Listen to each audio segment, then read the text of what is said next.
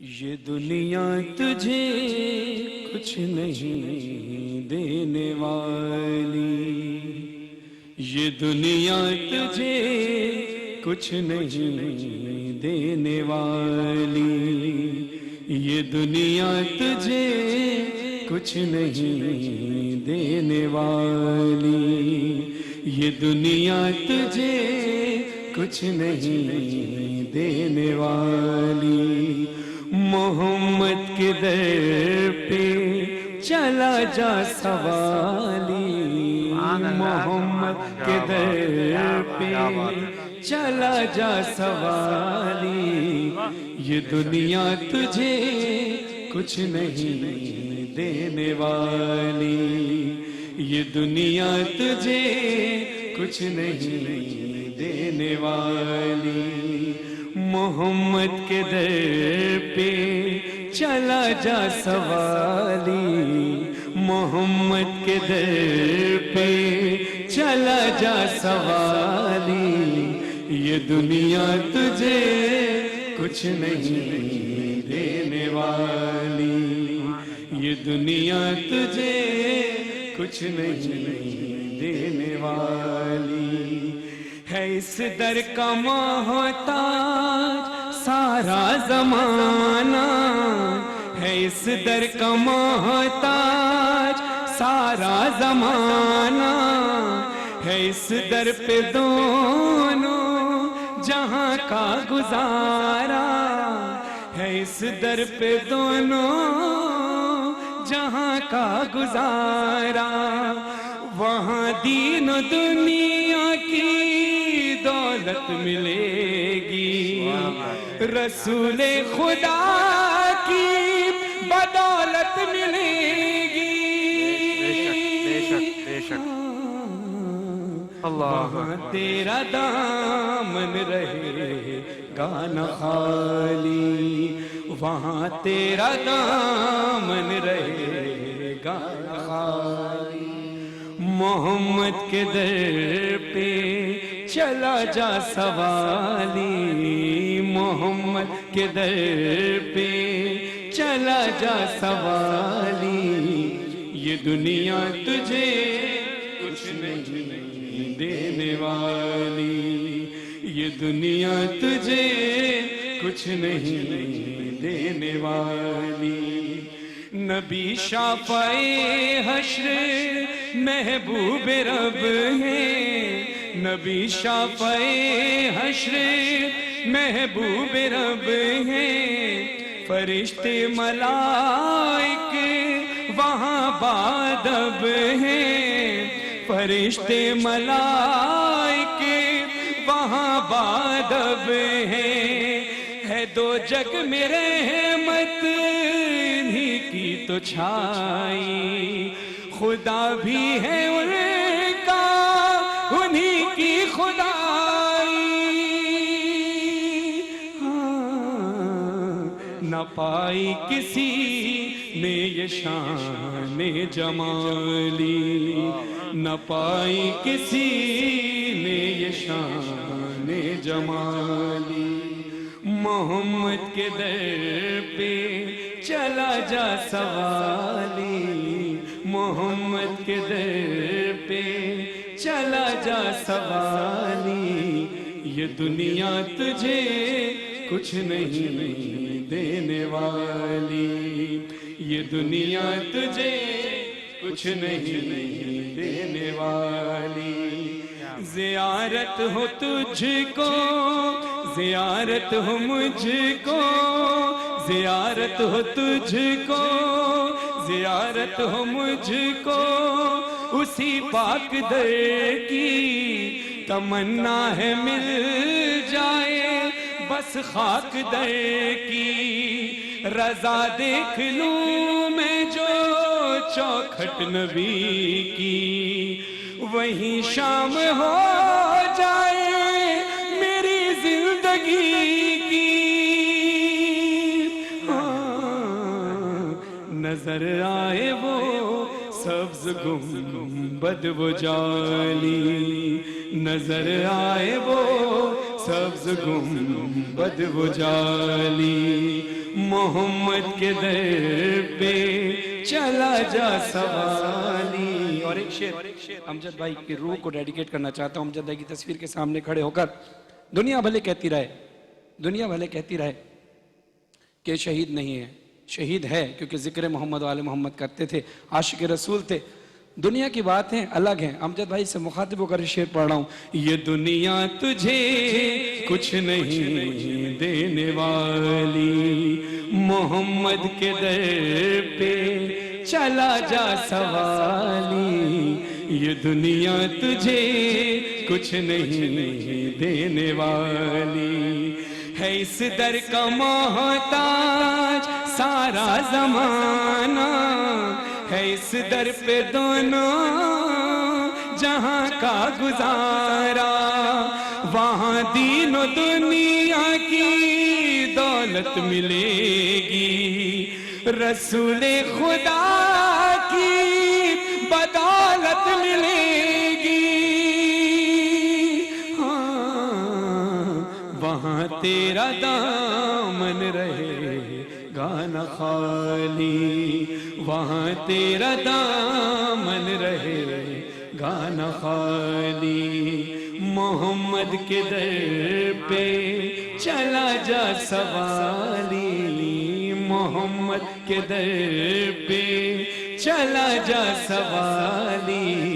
یہ دنیا تجھے کچھ نہیں دینے والی. سبحان اللہ. لیکن یہ کون کہتے ہیں وہاں پر سوال کرنے کے لیے، اور امید ہے کہ جواب بھی مل گیا ہوگا ہمارے شہید برادر کی. بالکل آمین. لیکن کون کہتے ہیں کہ شہید نہیں؟ یہ کون لوگ ہیں؟ اکثر لوگ یہ سوال کرتے ہیں کہ یہ تو میوزک پہ قوالیاں گاتے تھے، میوزک سے ان کا تعلق تھا تو شہید نہ کہو.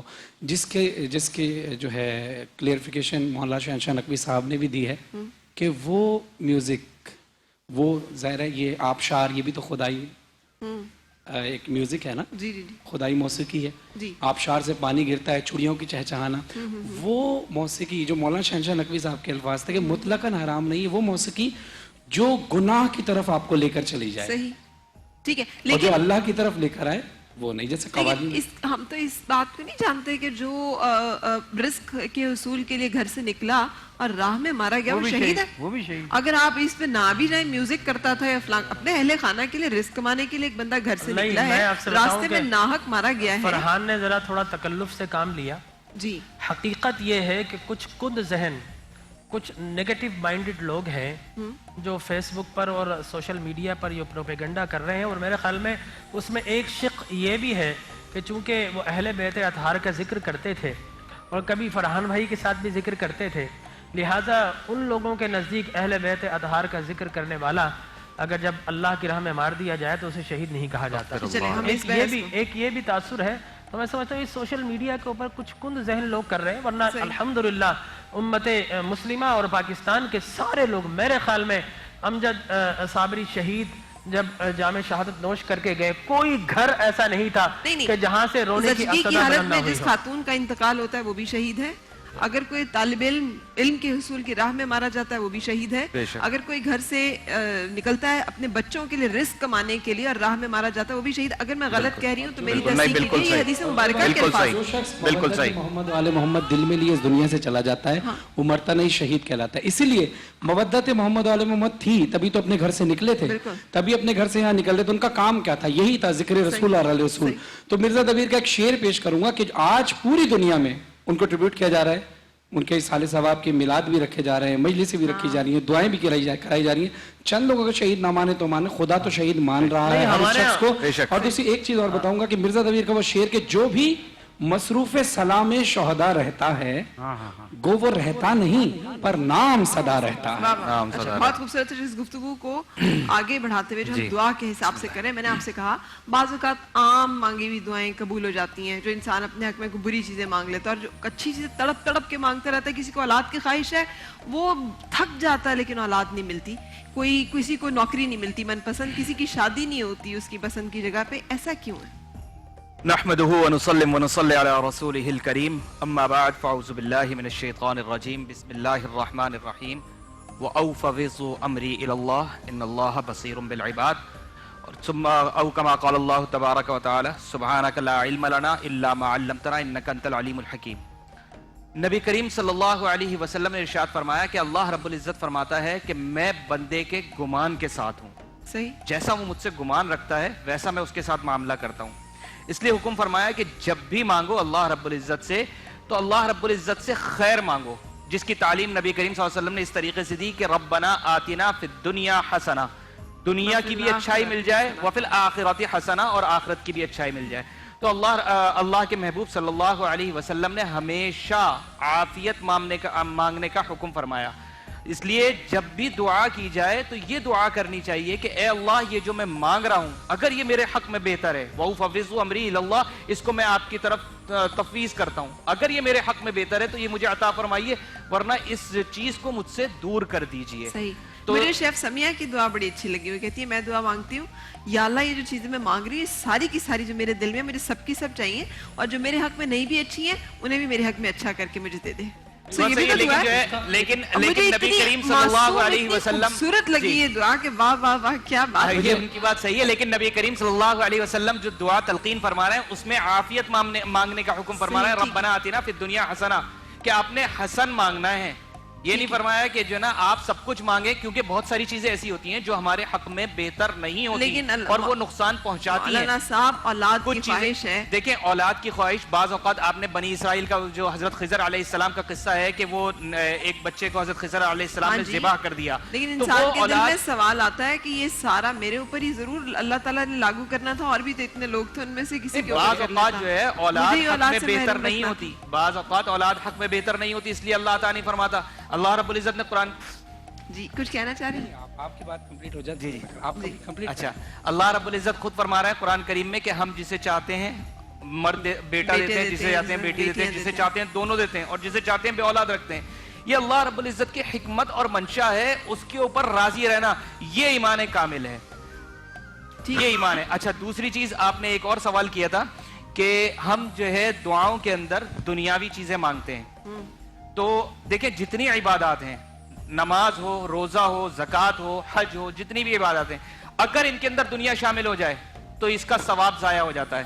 حدیث قدسی اللہ رب العزت فرماتا ہے کہ قیامت کے دن جو ہے سخی کو کھڑا کیا جائے گا اور وہ کہے گا اللہ میں نے تیرے راہ میں بڑا صدقہ و خیرات کیا. اللہ رب العزت فرمائیں گے تو نے صدقہ و خیرات اس لیے کیا کہ تجھے سخی کہا جائے. یہ ہم نے بات کرنی بھی ہے کہ ٹھیک ہے کہ اس میں نہیں آنا چاہیے, لیکن عبادت ایسی چیز, دعا ایسی چیز ہے تو دعا میں دنیا کے لیے, تو پھر دنیا کی جو چیزیں مانگنی ہے وہ کہاں جائیں مانگنے کے لیے. میں نے عرض کیا دعا جو چیز ہے, میں وہی عرض کر رہا تھا, عبادات میں آٹا بھی مانگیں گے, نمک بھی مانگیں گے, روٹی بھی مانگیں گے, صحت بھی مانگیں گے, اولاد بھی مانگیں گے. دعا ایسی عبادت ہے, دعا ایسی عبادت ہے جس میں آپ دنیا مانگیں گے تو عبادت ہے, اور آخرت مانگے تب بھی عبادت ہے.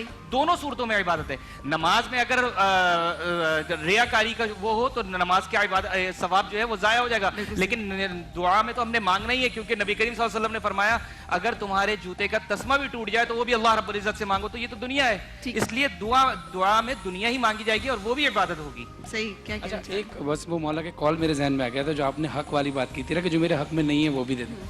دیکھیے مولا علی ہاں انہوں نے ہماری سمیہ جی نے پوچھا تھا نا, میں یہ دعا مانگتی ہوں کہ جو میرے حق سے میرا کبھی کبھی اللہ تعالیٰ جانتا ہے کہ میرے حق میں کیا اچھا ہے اور کیا اچھا نہیں ہے. تو اگر کیونکہ ہم تو انسان ہیں اور ہم اللہ سے مانگ سکتے ہیں اور اللہ ہماری ہر چیز پوری کرتا ہے, یہ تو میرا پورا یقین ہے. تو جب ہمیں اچھی چیز لگتی ہے اور اگر اللہ تعالیٰ سے کہہ تو سکتے ہیں کہ یار اگر یہ چیز میرے لیے اچھی نہیں ہے تو اس کو میرے حق میں بہتر کر بالکل کہہ سکتے ہیں. اس کا ایک فارمولا دے رہا ہوں مولا کی کال کی روشنی میں. مولا سے کسی نے پوچھا, مولا علیہ السلام سے, قبلہ اجازت آپ کی تائید چاہوں گا, تو مولا علیہ السلام صاحب کسی نے پوچھا کہ یا علی یہ بتائیے کہ ہم کسی کی مدد کرتے ہیں تو ہمیں یہ کیسے پتہ چلے گا کہ وہ حقدار ہے یا حقدار نہیں ہے. ٹھیک ہے, ابھی تو صرف انسان کی بات کر رہا ہوں, اللہ کی بات تو پھر بالا ہے. کہا کہ تم اس کو دے دیا کرو, اگر تمہارے پاس ہے تم اس کو دے دیا کرو, اگر اس کے حق میں ہوا تو اللہ تمہیں بھی وہ دے گا جو تمہارے حق میں ہے, اور تم نے اس کو دے دیا اور وہ اس کا مستحق نہیں تھا, حقدار نہیں تھا, اور تم نے اس کو دے دیا تو اللہ تمہیں وہ بھی دے گا جو تمہارے حق میں نہیں تھا. واہ واہ واہ کیا بات. اچھا لیکن سوال واپس یہاں پہ آتا ہے کہ ہم نے اللہ تعالیٰ سے دنیا اور آخرت تو ہم مانگتے ہی ہیں, مگر دنیا کی چیزیں ہمیں بڑی آزمائش میں ڈالتی ہیں نا, ہمیں چاہیے ہوتی ہیں مولانا صاحب. تو کیا دعائیں وہ پھر نہ کریں. اور یہی مسئلہ آتا ہے بعض اوقات اس طرح کی دعائیں کر کے جب بندہ ختم کرتا ہے نا تو اسے یاد آتا ہے اوہو یہ تو سارا کچھ یہی دعائیں مانگی, پھر دوبارہ سے دعا مانگتا ہے اچھا اللہ میاں اب تھوڑی سی آخرت بھی اور تھوڑا قبر سے بھی بچا لینا, کیونکہ وہ یاد ہی نہیں رہتی ہیں, ذہن میں ہی اس طرح سے نہیں رہتی. میں عرض کرتا ہوں دعا مانگنے کے آداب ہیں, ان آداب کا لحاظ رکھنا ضروری ہے تاکہ دعا قبولیت کے مرحلے پہ داخل ہو جائے. عام طور پر عام انسان سے بھی اگر مانگنے جاتا ہے تو تھوڑا اپنا حلیہ چیز ٹھیک کر کے جاتا ہے. میں عام طور پہ دنیا کی مثال دے کر پھر آگے بڑھتا ہوں. اگر چیف منسٹر سے سائن کروانا ہے تو تھوڑا اپنا حلیہ بہتر کر کے جاتا ہے. اب جب اللہ تعالیٰ کی بارگاہ میں جا رہے ہیں تو اس شکل و صورت کے ساتھ یا اس حالت میں جائیں جس کو وہ پسند کرتا ہے. نافرمانی رب العزت کر رہے ہوں, بیوی کو ناراض کیا ہوا ہے, شوہر کو ناراض کیا ہوا ہے, ماں باپ ناراض ہیں, پڑوسی ناراض ہے, اور اب اللہ تعالیٰ سے مانگنا شروع کرتے ہیں تو یہاں اللہ تعالیٰ جو ہے وہ اس سے کہتا ہے کہ جو تو اتنے لوگوں کو ناراض کر کے آیا ہے اب تو مجھ سے کیا توقع کرتا ہے میں تیری دعا کو قبول کروں. پہلے ان کا حق ادا کر, ان کی ناراضگیوں کو دور کر. جب ان چیزوں کو ہم دور کرتے ہیں اس کے بعد اللہ سبحانہ وتعالیٰ کی بارگاہ میں جاتے ہیں, پھر ہم صرف دعا مانگ رہے ہوتے ہیں. وَابْتَغُوا يَا أَيُّهَا الَّذِينَ آمَنُوا وَابْتَغُوا إِلَيْهِ الْوَسِيلَةَ, کہ اس کی طرف وسیلہ حاصل کرو. تقوی کے ساتھ وسیلہ, بغیر وسیلے کے مانگو گے تو تمہاری قبول نہیں ہوگی. اسی لیے معصوم فرماتے ہیں جب دعا مانگو تو دعا سے پہلے درود شریف پڑھو, سبحان اللہ. دعا مانگو دعا کے بعد درود شریف پڑھو, کیونکہ اللہ سبحانہ وتعالیٰ اس بات سے حیا کرتا ہے کہ ابتدائے دعا اور آخر دعا کو قبول کر لیا جائے اور وسط دعا کو چھوڑ دیا جائے. اس لیے دعا کی شرائط میں سے ایک ہے.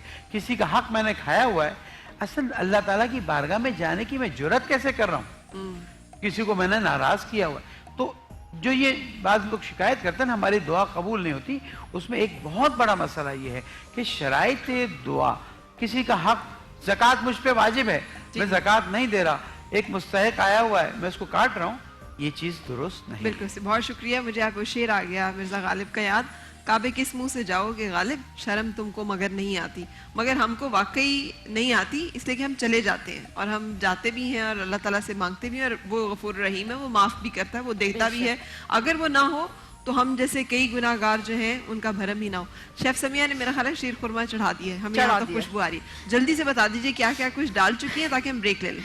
یہاں پہ دودھ جو ہے وہ میں نے بوائل کرنے پہ رکھا ہے, اور اس میں میں نے الائچی شامل کی ہے اور چھوارے, یہ میں نے شامل کیا. اچھا, اور کیونکہ یہاں پہ علامہ صاحب جو ہے وہ کیونکہ شوگر فری شیر خورما چاہ رہے ہیں کیونکہ ان کو شوگر ہے کی وجہ سے, تو یہاں پہ میں نے ان کے لیے بھی جو اس میں کم چھوارے میں نے ایڈ کی, کیونکہ 2 بس, ٹھیک ہے, اور الائچی. سو ابھی صرف الائچی اور دودھ میں الائچی اور چھوارے ڈالیں, بس یہیں پہ رکیے گا, بریک کے بعد ہم آئیں گے. اور تلو کے بناسپتی گھی میں نے سوئیاں کو فرائی کیا ہے. ٹھیک, آگے ہم جو ہے بریک کے بعد آپ کو بتائیں گے کہ کیسے آپ شیف سمیہ کا تیار کردہ شیر خورما جو ہے وہ عید پہ گھر میں بنا سکیں گے.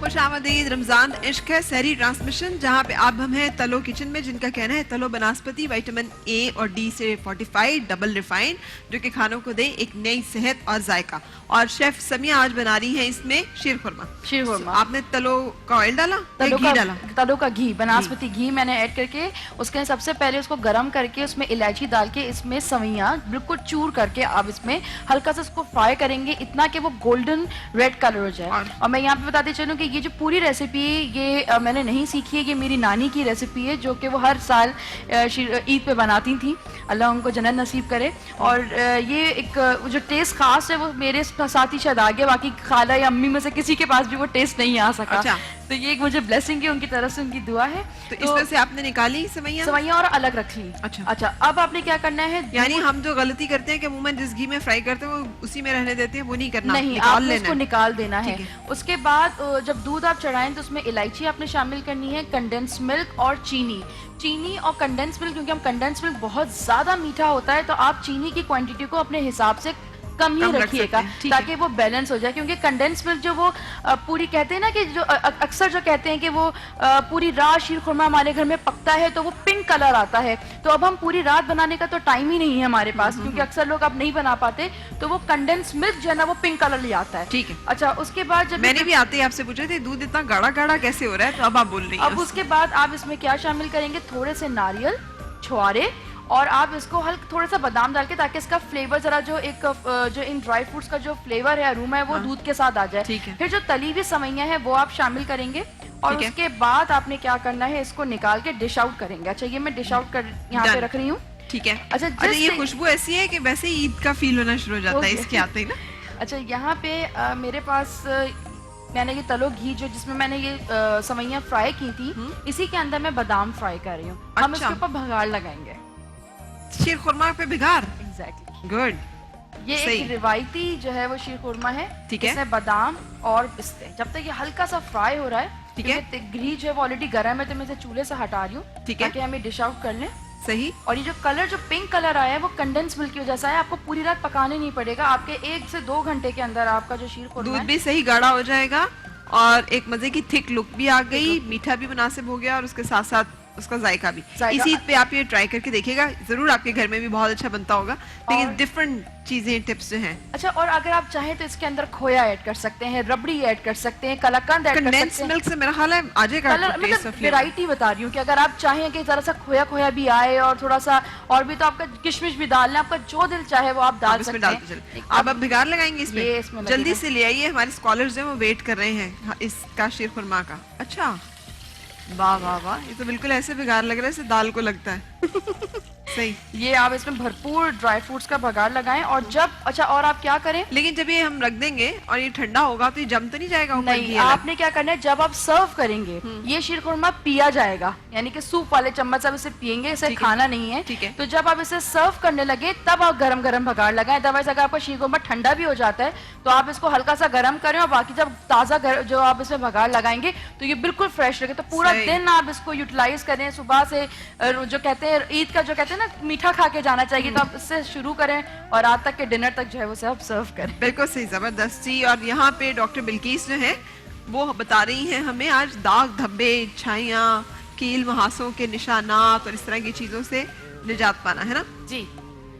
अच्छा, अब कल मैंने फ्रूट से बताया था, आज मैं हर्ब से बता रही ये हूँ। वर्स है जी, ये वर्स है। ना, मैंने पहचान लिया। हजरत आयशा सिद्दीका रज़ी अल्लाह तआला अन्हा जो है जैतून में वर्स मिलाकर चेहरे पे अपने लगाया करती जी थी। जी। और वर्स उसे- की बहुत सारी किस्में होती हैं। अच्छा। वो वर्स, ये वाला वर्स नहीं होता था। अच्छा। कभी मुझे मौका मिला तो फिर मैं वो वाले वर्स भी बताऊंगी। वर्स ये एक ही नहीं होता, और भी इसकी 2-3 किस्में अच्छा, होती हैं। मुझे तो पता नहीं है, मैंने तो वैसे ही अंदाजा हाँ, लगाया। लेकिन ये आसानी से मार्केट में अवेलेबल होता है। अल्लाह करे ये अरे बुट्टी- करता क्या है? ये वर्स जो है, वर्स इसका इस्तेमाल इंटरनल भी होता है। ये जाफरान की, ये वाला जो वर्स है ना, ये जाफरान ही की बहुत ही ज्यादा लाइट क्वालिटी है, मतलब है, कि उसी के जो जाफरान काम करता है वही ये वर्स काम करता है। ठीक इसको है। दूध में डाल के पिया भी जा सकता है, नज़ला, जुकाम, खांसी, बुखार। और इसको जैतून के तेल में मिला के रख के चेहरे पे लगाया जा सकता है, सिरके में उबाल के चेहरे पे लगाया जा सकता है। अच्छा, और जितने मतलब कि पिगमेंटेशन वगैरह की जो चीज़ें बनती है, अगर स्क्रब में ये डाला जाए तो वो स्क्रब को भी और अच्छा कर देता है दूसरे हर्ब्स के साथ मिलाकर। सही। ये कुछ चीज़ें हैं। ये है बाकला, इसे कहते हैं बाकला। बाकला।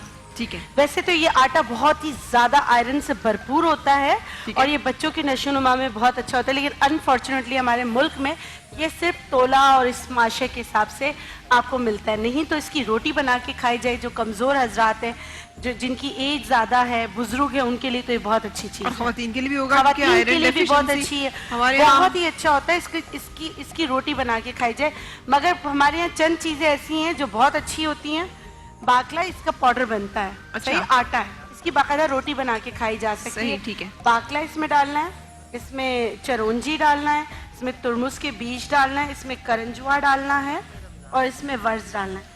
ये पांचों चीजें। करंजुआ इस शक्ल में होता है, इसके बीज मैंने पीस के रख लिए हैं। ठीक है, ये इसको तोड़ेंगे और इसके अंदर हाँ, से बीज इसके जो निकालेंगे। बीज है, ये वाले बीज, ये ठीक है। तमाम ये पांचों चीजें हम वजन, दोबारा बोल तो दें, ये क्या बाकला, नहीं, बाकला, चरौंजी, चरौंजी, तुरमुस, तुलमुस, اور ورس اور کرنجوا. کرنجوا. یہ تمام چیزیں ہم وزن لے کر پیس کر پاؤڈر بنا لینا. یہ آپ کا اسکرب پاؤڈر تیار ہو گیا. ٹھیک یہ ہے. اس طرح پیسا ہوا ہے. اگر چاہیں تو اس میں گلاب کی پتیوں کو ایڈ کر لیں. ٹھیک ہے. آپ نے اب کیا کیا, آپ اس میں سے اچھا, ہم آپ کو اکثر شارٹ کٹس بتاتے رہتے ہیں کہ سبزیوں کو یہ ایسے لگا لیں, پھلوں کو ایسے لگا لیں, لیکن یہ وہ ٹوٹکے اور نسخے, ٹوٹکے نہیں سوری, یہ وہ نسخے ہیں جو کہ اوتھینٹک آزمائے ہوئی چیزیں ہیں. یہ ایک دفعہ بھلے آپ بنا کے رکھ لیں, لیکن ان چیزوں سے فرق پڑتا ہے. بالکل پڑتا ہے. اگر آپ نے صحیح طریقے سے لگانا ہے, ایسا فرق نہیں پڑے گا فرق کہ آپ نے آج لگایا 10 دن بعد دوبارہ لگا لیا, پھر آپ نے کہا مجھے تو بالکل فرق نہیں پڑ رہا ہے. آپ کو ڈیلی کرنا ہے. یہ مجھے سنا رہی ہیں آپ؟ نہیں, آپ کو نہیں کہنا. مجھے دراصل انہوں نے کچھ چیزیں دی ہیں تو اس میں یہی معاملہ چل رہا ہے کہ وہ آج لگا لیا تو پھر 10 دن بعد. نہیں, بالکل صحیح. اچھا دیکھیں یہ, اچھا اگر آپ کو میرے بال بہت حسین نظر آئے عید کے بعد تو اس میں کمال جو ہے وہ ڈاکٹر بلکیس کا ہوگا. یہ اللہ کا ہوگا انشاءاللہ. شفا سوائے اللہ کے کوئی نہیں دیتا. صحیح. اب یہ اسکرب بن گیا. اس اسکرب کو اچھی طریقے سے آپ نے ہاتھ میں, پاؤں پہ, جہاں آپ کی داغ اگر چھائیاں پڑ گئی ہیں, آپ اس کا لیپ لگا کر چھوڑ دیں. اچھا, اس کے بعد صرف اس جگہ پہ نا؟ اس جگہ پر ٹھنڈے سادے پانی سے دھو لیں. اس کے بعد آج کل تربوز آئے ہوئے ہیں, تربوز کا جو سفید چھلکا جو ہے اس میں جو پانی ہوتا ہے وہ لگا لیں. یعنی لال لال اتار کے پی لیں جوس بنا کے ویسے, اور جو اس کے چھلکے کے ساتھ چھلکے سفید کا جو والا ہے سفیدی ہے اس کو اچھی طریقے سے اسکرب کر لیں. اور جو خواتین جن کا میک اپ بالکل بھی اسٹے نہیں کرتا, عید پر میک اپ کرنا ہے, تو آپ تربوز کا وہی جو چھلکا ہے آج سے لگانا شروع کر دیں. پورز بھی آپ کے بند ہو جائیں گے, شرنک ہوں گے, اور آپ کی اسکن پہ آئل جو زیادہ ایکسیسو آ رہا ہے وہ بھی رک جائے گا انشاءاللہ. جی بالکل. اچھا واہ, یہ تو میں بھی پھر کرنا شروع کروں. تربوز بیفور کھا لیں, میک اپ کا بہت زبردست ہے. تربوز کھا لیں, اور تربوز کا وائٹ والا جو ہے اس کو ایک ہی دفعہ میش کر کے اس کا نچوڑ نہیں, کے آپ تھوڑا سا اتنا سا ٹکڑا لیا, آپ نے اس کو ایسے ایسے کر کے کیا اور اس کو زخمی کیا اور لگا لیا. صحیح. ٹھیک ہے. ٹھیک ہے. اچھا, یہ ہم نے جہاں کیل محاسوں کے ہمارے نشان ہیں, کھڈے بن گئے, گھڑے بن گئے, آپ اس میں بھی لگا سکتے, تو وہاں ہر جگہ پہ اور لگا کے اسے چھوڑ دیں. لگا کے آپ چھوڑ دیں. اور کتنے دن کتنے عرصے تک لگاتے رہنا, اور کیا اس سے کوئی سائیڈ ایفیکٹ ہے, کچھ مسئلہ تو نہیں ہو دیکھیں سکتا؟ ہر چیز کا, دیکھیں قرآن حکیم میں بہت ساری چیزیں ہیں, لیکن کچھ بدقسمت لوگ ہوتے ہیں ان کو سوٹ نہیں کرتا. تو ہو سکتا ہے کہ یہ چیزیں آپ, اس میں سے کچھ چیز آپ کو سوٹ نہ کرے تو الگ چیز ہے, تو پھر الرجی ہو سکتی ہے. تو پیچ ٹیسٹ آپ کر لیں, تھوڑا سا ادھر لگا لیں, کان کے پیچھے لگا کر دیکھیں. ترمس وائٹننگ ایجنٹ ہے, اگر آپ کو ایسا لگتا ہے تو ترمس آپ کم کر دیں. اچھا, ترمس کے بیج آپ نے بتا دیا, پھر ہمیں گورا ہونا ہے تو ہم خالی ترمس ہی لگاتے جائیں. ترمس کو پیس کر دہی میں مکس کر کے لگائیں. جتنے بھی اچھی کریم وغیرہ بنتی ہے تو اس میں بھی ترمس کے بیج کو پیس کر لگایا جاتا ہے. اگر اس کی اسکرب بنا کے لگایا جائے, یہ بہت اچھی چیز. ہنسنا شروع ہو گیا, اس نے کہا اچھا ہم باقی سارا کچھ چھوڑ دیں گے, ہم صرف ترمس کے بیج لیں گے, ان کو پیس کے دہی میں مکس کر کے گورے تو ہو جائیں گے. ہاں نہیں, مطلب کہ یہ, لیکن یہ دیکھ لیجئے کہ یہ جو نا اسکرب کریں گے تو آپ کی لیئر کو اتار سکتا ہے. ٹھیک ہے, مطلب کہ احتیاط سے کریں. بالکل سے. میرا خیال ہے شیر خورما ہمارا سرو ہو گیا یہاں پہ. واہ واہ. اور شیف سمیہ بھی آ جائیں, آپ بھی آ جائیں تاکہ ہم سحری جو ہے وہ کر سکیں. اور فرحان بھائی آپ نے چکھا ہے؟ اچھا واہ, چلے واہ زبردست.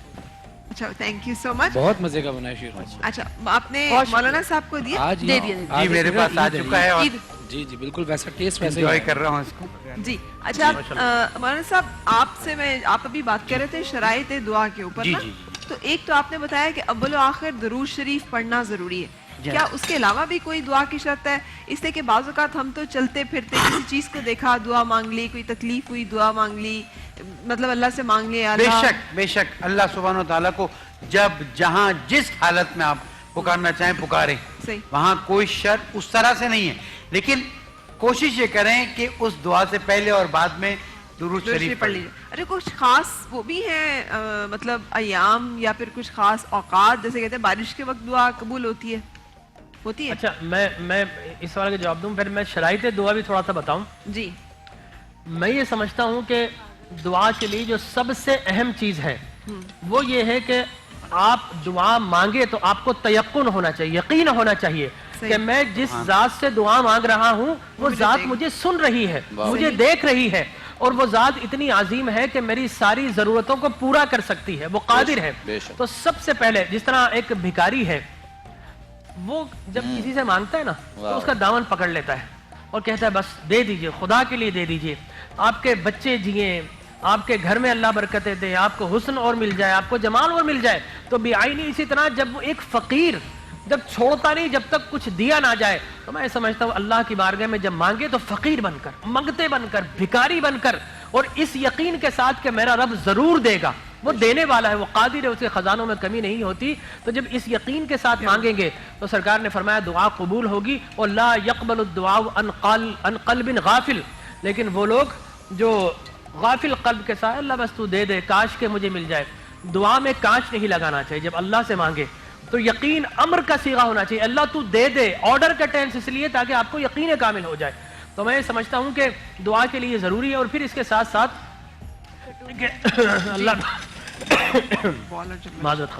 اللہ تبارک و تعالی نے ہمیں سورہ فاتحہ میں طریقہ بتایا کہ بندے مجھ سے مانگو، ایاک نعبد و ایاک نستعین، پہلے کیا کہو الحمدللہ رب العالمین الرحمن الرحیم مالک یوم الدین، اللہ کی تعریف و تصنیف کرو، ثنا کرو اور پھر اس سے مانگو. چنانچہ حدیث مبارک ترمذی کی کہ ایک نمازی دعا مانگ رہا تھا، حضور اکرم صلی اللہ علیہ وسلم نے دیکھا، آپ نے فرمایا کہ اے نمازی تو دعا مانگنے کا طریقہ صحیح، تیری دعا قبول نہیں ہے. اور پھر آپ نے فرمایا کہ جب دعا مانگو تو پہلے اللہ کی ثنا کرو. اس نے نماز پڑھی، دعا مانگ لی براہ راست، پہلے اللہ کی ثنا کرو پھر مجھ پر درود پڑھو. یہ حدیث مبارک ہے سرکار کائنات صلی اللہ علیہ وسلم کی. اور پھر دعا مانگو. ایک اور نمازی آیا، اس نے ایسا ہی کیا، آپ نے کہا تو مانگ، تیری دعا مقبول کی جائے گی. لہٰذا میں سمجھتا ہوں دعا کی شرائط میں سب سے بنیادی شرط یہ ہے کہ تیقن ہو، یقین کامل ہو، عجز ہو، انکساری ہو اور تذلل و تعبد کا نذرانہ ہو. اور دعا میں اگر آنسو کا ایک قطرہ آ جائے تو پھر وہ دعائیں لازماً اللہ تبارک و تعالیٰ کی بارگاہ میں مقبول منظور ہوتی ہیں. یہاں میں چاہوں گا امام محمد باقر علیہ السلام کی ایک حدیث کوٹ کروں کہ جب تم دعا مانگو تو سمجھو کہ پردے کے پیچھے کھڑی ہے، وہ دعا قبولیت کے ساتھ کھڑی ہے، تمہیں مانگی اور وہ قبول ہونی. لیکن بعض مرتبہ قبولیت میں وقت نکل جاتا ہے. حضرت نوح علیہ السلام نے دعا مانگی، اللہ تعالیٰ نے فرمایا تیری دعا قبول ہو گئی، 950 سال لگے. بالکل جی ٹھیک. اچھا جی یہ کچھ سوال پوچھنا چاہ رہے ہیں؟ میرا سوال یہ تھا کہ دعا مانگنا کیا فرض ہے، واجب ہے، سنت ہے، اور کیا دعا مانگنے والے سے اللہ خوش ہوتا ہے اور کیا دعا نہ مانگنے والے سے اللہ ناراض ہوتا ہے؟ ایک سوال یہ. اور دوسرا یہ کہ کچھ لوگ کہتے ہیں کہ روزہ وہ رکھے جس کے پاس معاذ اللہ کھانے کے لیے کچھ نہ ہو، اور دعا وہ جس کے پاس اللہ نے بہت کچھ دیا ہے، تو اگر وہ دعا نہیں مانگتا کہ میرے پاس سب کچھ ہے تو مجھے دعا مانگنے کی ضرورت نہیں، تو اس پر آپ کیا فرمائیں؟ دیکھیں میں آپ سے عرض کروں کہ دعا اگر کوئی نہ مانگے تو اللہ تبارک و تعالیٰ اس پر غضبناک ہوتا ہے. اس لیے کہ دعا مانگنا دراصل اپنی بندگی کا اظہار ہے، اور یہ بتانا مقصود ہے کہ میں کتنا ہی دولت مند ہو جاؤں، کتنا ہی طاقتور ہو جاؤں، میں کتنا ہی شان و شوکت اور شکو حاصل کر لوں، لیکن جو میرا رب ہے وہ سب سے قدیر ہے، وہ سب سے بڑا ہے، وہ ارحم الراحمین ہے، وہ احسن الخالقین ہے، اور وہ ساری دعاؤں کو سننے و قبول کرنے والا ہے. لہٰذا جب بندہ مانگتا ہے تو اس میں تکبر نہیں ہوتا. دعا نہ مانگنا متکبرین کی علامت ہے. لہٰذا اللہ سے مانگنا چاہیے اور یقین کامل کے ساتھ مانگنا چاہیے. اللہ تبارک و تعالیٰ ضرور دیتا ہے. اور قرآن مجید برہان رشید میں بتایا کہ 4 چیزوں پر اللہ 4 طرح کا جواب دیتا ہے. فَاذْكُرُونِي أَذْكُرْكُمْ کہ تم میرا ذکر کرو گے میں تمہارا ذکر کروں گا. لَإِن شَكَرْتُمْ لَأَزِيدَنَّكُمْ تم میرا شکر کرو گے میں نعمتوں کا اضافہ عطا کر دوں گا. جواب کیا ہے؟ نعمتوں کا اضافہ. اور تیسرا فرمایا فَقُلْتُ اسْتَغْفِرُوا رَبَّكُمْ إِنَّهُ كَانَ غَفَّارًا مجھ سے استغفار کرو گے تو بدلے میں مغفرت عطا کر دوں گا. اور چوتھا فرمایا ادعونی مجھ سے مانگو استجب لکم مجھ سے مانگو گے تو میں تمہاری دعائیں قبول کر لوں گا. اب کہا جاتا ہے کہ دعائیں قبول نہیں ہوتی. حدیث مبارک میں پوچھا گیا یا رسول اللہ دعائیں قبول نہیں ہوتی؟ فرمایا کہ دعا لازماً قبول ہوتی ہے. 3 طرح آپ نے فرمایا، یا تو اللہ تبارک و تعالیٰ فوراً اسی وقت عطا فرما دیتا ہے، یا پھر اس پر کوئی عذاب نازل ہونے والا تھا، کوئی آفت، کوئی بلیات نازل ہونے والی تھی، اس کی دعا کے وسیلے سے اللہ تبارک و تعالیٰ آفت اس سے ہٹا دیتا ہے. اور تیسرا آپ نے فرمایا کہ اگر دعا فوراً مقبول نہ ہو تو کل جب وہ میزان پر پہنچے گا نا تو اللہ تبارک و تعالیٰ فرمایا کہ بندے تو نے مجھ سے یہ مانگا تھا، میں نے دنیا میں تجھے نہیں دیا لیکن آخرت میں ذخیرے کی صورت میں جمع کر لیا ہے. اور وہ جو اتنا بڑا ذخیرہ دیکھے گا تو کہے گا اے رب کریم کاش دنیا میں کوئی دعا قبول نہ کرتا، سب یہیں پر مل جاتی. تو میں یہ سمجھتا ہوں، اور اللہ تبارک و تعالیٰ فرماتا ہے ان ربکم حی کریم یستحی من عبادہ اذا غفع یدیہ فیغدہما سفرا کہ ہمارا رب حیا والا ہے. جب بندہ اس سے دعا مانگے اور اللہ تبارک و تعالیٰ اسے خالی کر دے، خالی ہاتھ لوٹا دے، تو اللہ تبارک و تعالیٰ کو اس سے حیا آتی، کس سے؟ اپنے بندے سے حیا آتی ہے۔ واہ، اچھا میں اس سوال چھوڑتے ہوئے بریک کی طرف جاؤں گی۔ مولانا صاحب آپ کافی دیر سے شامل گفتگو ہونا چاہ رہے ہیں، میں چاہوں گی آپ اس نقطے کا آغاز کریں۔ بات وہی جو ہمیشہ میں پوچھتی چلی ہوں، اب ہم دعا مانگتے ہیں، ہمیں تو اردو میں ہی آتا ہے نا، تو ہم تو اپنی دعائیں اردو میں مانگتے ہیں، ہم حمد و ثنا تو اللہ تعالیٰ کی کر لیتے ہیں عربی میں، لیکن دعا اپنی اردو میں مانگتے ہیں، تو یہ ٹھیک ہے یا پھر دعا کے لیے بھی عربی میں یاد کریں کہ اب ہمیں کیا چاہیے اور کیسے مانگنا ہے اور کیا؟ یہ اس کے بارے میں کچھ تھوڑا سا بتائیے گا، لیکن اس سے پہلے بریک کے لیے رکیں گے اور پھر آپ سے ملاقات۔